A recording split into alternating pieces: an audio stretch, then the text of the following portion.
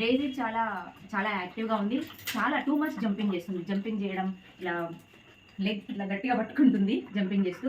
Okay Daisy, no no no. So ఈ training తెలియనప్పుడు, training ఇవ్వకముందు డాగ్స్ ఎలా ఉంటాయండి చూడండి. హైపర్గా ఇలా హ్యాండ్ నోట్లో పెట్టుకోవడం, పిచ్చి పిచ్చిగా ఇట్లా జంపింగ్ చేయడము. ఓకే చూడండి, మనం కంట్రోల్ చేయలేము. నో అన్నా నో నో నో. వాటికి అర్థం కావు కాబట్టి సో రిపీటెడ్గా చేస్తూ ఉంటాయి.